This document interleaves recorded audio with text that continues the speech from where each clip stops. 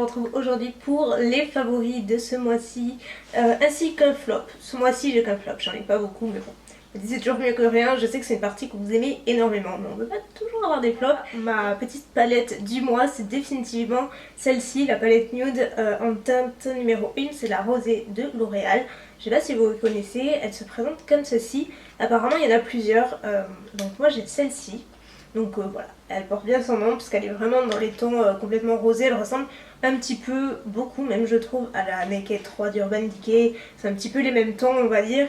Et donc moi les tons, les teintes que j'ai surtout tout le temps utilisées, c'est cette espèce de pêche corail qui est super beau, que j'ai encore aujourd'hui. Donc aujourd'hui je me suis maquillée encore avec cette palette, que j'utilise sur la paupière mobile, ce brun top mat que j'utilise dans le creux, cet enlumineur que j'utilise dans le coin interne, et enfin le prune que je mélange toujours avec le brun en coin interne, en coin externe, pour assombrir un petit peu. Et voilà, et j'ai complètement mon look. Autre fard à paupières, et je me rends compte que c'est encore L'Oréal. C'est pour les fois où j'en parle jamais parce que c'est une marque, je me rends compte que je possède assez peu, ou enfin voilà, j'ai pas énormément de produits, je me dirige pas nécessairement vers ce stand là. Et donc ce mois-ci j'ai acheté ce nouveau fard à paupières qui est une nouveauté chez eux. Ce sont les Color Riche l'ombre pure, donc ils ont plusieurs couleurs.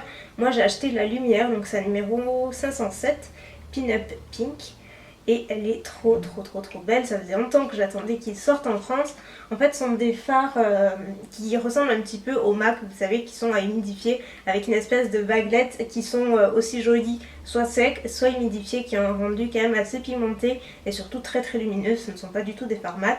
Et donc moi j'ai pas mal craqué sur cette teinte là qui est totalement mon genre de teinte. Et pour faire tenir ces fards, j'ai découvert une nouvelle base à paupières. Vous savez combien j'adore la NARS, c'est vraiment celle que je préfère au monde et celle que je recommande à tout le monde. Même si c'est une des plus chères sur le marché à Sephora, enfin pas des plus chères, et c'est pas la moins chère en tout cas, c'est quand même une des meilleures. Mais côté petit prix, celle-ci se défend super bien. C'est la base à paupières HD de chez NYX, tout simplement. J'adore le fait que ça se présente comme celle de NARS avec un embout applicateur en mousse comme ça. Ce que j'aime bien avec celle-ci également, c'est qu'elle est légèrement teintée en fait. Elle a une couleur un petit peu chère, ce qui fait qu'elle uniformise également tout de suite la paupière mobile. Donc même si vous ne voulez pas utiliser de fard et juste être caché quelques veines apparentes ou voilà des petits trucs que vous voulez camoufler, ce genre de base c'est vachement sympa. Et donc je pense pas qu'elle soit vraiment très chère, passer du NYX. Et donc voilà, je voulais vous la présenter parce que moi je l'ai utilisée tout le mois. Et enfin, dernier produit pour les yeux, et là c'est un gros favori. Il me semble, je suis pratiquement sûre même que je vous en ai déjà parlé, mais sûrement il y a bien longtemps, enfin il y a plusieurs mois, donc je sais pas si vous en rappelez. En fait, durant tous les weekly vlogs, ces derniers weekly vlogs de ce mois-ci, j'ai reçu un nombre incalculable de commentaires sur le mascara que je portais, parce qu'apparemment j'avais des cils plus volumineux que d'habitude, plus long, etc.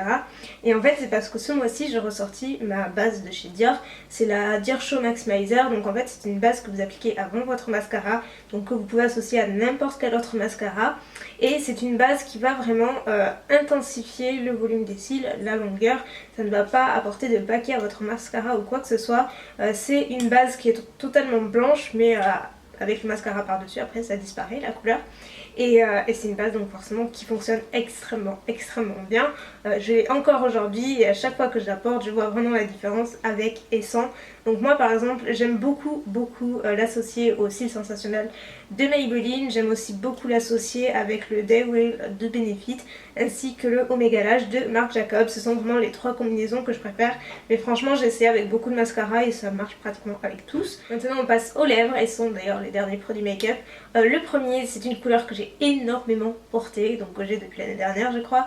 Donc il n'y a pas une nouveauté en soi mais voilà, que j'ai énormément portée. C'est la couleur numéro 220 Showy et ce sont les Color Burst Matte Balm. C'est toujours super long à décrire, donc vous voyez c'est de chez Revlon. Ce sont les Jumbo Stick à lèvres à effet mat qui sont voilà, vous avez juste à appliquer comme ça et j'adore cette couleur là. Une autre belle découverte c'est un crayon à lèvres dont je me sers pas spécialement pour faire uniquement le contour mais aussi pour les remplir, donc je m'en sers pratiquement en couleur sel. Par exemple ces derniers jours et encore aujourd'hui je l'ai utilisé avec un autre rouge à lèvres que je vais montrer juste après. Donc c'est un crayon à lèvres de chez Yves Rocher. Si vous suivez les weekly vlogs également, je vous ai mentionné que je vous préparais une nouvelle vidéo top ou flop avec Yves Rocher. Donc je suis allée acheter les produits il y a quelques semaines et j'ai fait une petite sélection de produits que je ne connaissais pas, dont ce crayon à lèvres que j'ai jamais testé, et j'aimais bien la couleur. C'est la couleur numéro... Ah oui, voilà, numéro 21, mauve boisé. Ça se présente comme ça, c'est pratique parce que c'est rétractable. Et c'est une couleur donc mauve, c'est un genre de vieux rose en fait. Une couleur un petit peu Kylie Jenner, mais beaucoup plus portable je trouve. Donc par exemple, moi je l'ai aujourd'hui. Je l'ai adouci un petit peu avec un autre rouge à lèvres que j'ai beaucoup hésité à vous présenter. Parce que quand c'est pas sa propre marque, c'est un peu plus délicat et voilà, et je vois déjà les remarques, t'es pas objectif, machin, c'est de la promo, etc. Et c'est vraiment une couleur que j'aime beaucoup, donc je me suis dit je vais quand même le présenter, je vais pas y rester 30 ans. Mais je vais le présenter, au moins pour vous dire la combinaison que j'ai avec un de mes rouges à lèvres en teinte lace. Donc je vous en ai parlé, si vous voulez voir la vidéo de la présentation de tous les rouges à lèvres, etc. Plus d'infos, je vous mettrai la vidéo juste ici, vous aurez juste à cliquer. Et donc j'ai combiné le crayon à lèvres et donc le rouge à lèvres lace avec ce crayon, et je trouve que enfin voilà, la combinaison est vachement sympa, c'est ni trop clair ni trop foncé, ça fait un résultat vraiment sympa, très féminin, et je sais pas, moi j'aime vraiment. J'ai pas une mais deux brunes que j'ai adoré tout le mois, donc je me suis dit pourquoi pas vous les présenter. Là encore je vais pas m'éterniser parce que je vous en parlerai plus en détail dans la vidéo top ou flop d'Yves Rocher, mais là vous vous doutez que c'est quand même un top puisque c'est une brume vitaminée au pamplemousse rose de chez Yves Rocher. Ça se présente comme ceci, c'est relativement petit, ça fait que 50 ml, et donc c'est au pamplemousse rose, et en fait c'est une brume que je vaporise moi tous les matins quand je me réveille, quand j'ai nettoyé mon visage. En fait ça rafraîchit de suite, c'est une odeur vraiment de pamplemousse qui est juste à tomber, cette odeur d'agrumes, ça sent super bon, et enfin voilà, moi j'ai l'impression que ça me réveille, ça porte un peps qui est super agréable. Et dans la même lignée, c'est vraiment, j'aurais la même chose à dire au niveau de la description, c'est la brume fraîcheur verveine agrumes de chez L'Occitane qui se présente comme ça. Donc vous voyez qu'au niveau de la taille c'est quand même 2 fois plus gros, et pareil c'est sous forme de vaporisateur cette fois-ci qui délivre une brume beaucoup plus fine, et par contre l'odeur est encore plus rafraîchissante. C'est une odeur mais je saurais pas, c'est une odeur assez citronnée, beaucoup plus citronnée en fait que la première. Et celle-ci vous pouvez la vaporiser par exemple lorsque vous allez à la plage, lorsque vous allez à la piscine, lorsque vous avez un petit peu chaud, en fait ça va de suite vous rafraîchir. Donc c'est une brume qui est vachement sympa. Ensuite j'ai une nouvelle crème hydratante que j'utilise depuis tout le mois puisque j'ai terminé la précédente, donc juste j'adore le packaging, laissez-moi vous dire ça. C'est une toute nouvelle marque chez Sephora qui est arrivée en début d'année il me semble, qui s'appelle Human Plus Kind, qui est en fait une ligne de soins assez clean au niveau de la compo, parce qu'il y a pas de colorant, il n'y a pas de parabènes, il n'y a pas d'additifs, il n'y a pas de tout ce qui est dérivé pétrochimique, etc. Et donc là, moi par exemple, j'ai donc la crème hydratante, j'ai aussi le nettoyant mais je l'ai pas essayé encore. Enfin, j'aime pas ouvrir plusieurs produits en même temps, et donc là c'est une crème de jour qui fait à la fois jour et nuit. Moi j'utilise uniquement le soir parce que je trouve qu'elle est assez riche pour mon type de peau, donc beaucoup trop riche pour la journée, mais en revanche pour le soir c'est super.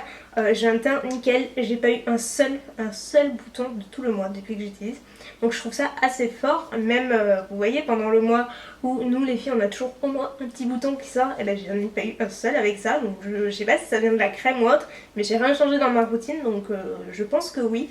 En tout cas j'en suis super contente. Par contre j'en mets pas beaucoup parce qu'elle est vraiment très riche et elle laisse un résidu un petit peu gras en fait en surface de la peau. En général j'aime pas trop ça, mais là je suis tellement fan en fait de l'effet qu'elle apporte à ma peau que finalement je fais avec, et j'adore l'utiliser. Et enfin le seul flop de cette vidéo, c'est encore une base. Donc oui, Elsa et ses bases, nouvel épisode. C'est vraiment les bases matifiantes, et moi c'est quelque chose, je vous assure que quand j'aurai trouvé la bonne, vous allez être au courant, hein, et pas qu'une fois. Donc c'est une base de chez NYX qui s'appelle Shine Killer. Et donc ma foi je pense que tout est dit. C'est censé être une base matifiante qui absorbe l'excès de sébum et qui la contrôle tout au long de la journée, sauf que pas du tout, je ne comprends absolument pas ce produit. Donc déjà c'est une texture gel, mais ce qui est très bizarre c'est qu'au contact de la peau c'est presque gras. C'est super bizarre, c'est pas comme les autres bases matifiantes où on voit vraiment que ça fait une barrière super matifiante, mais bon après ça reste ou ça reste pas.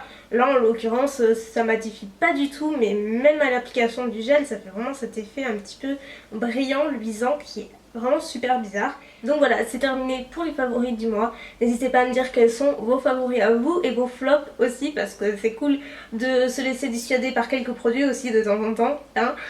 Sur ce, je vous dis à la prochaine vidéo et je vous fais plein de bisous comme d'hab. Ciao.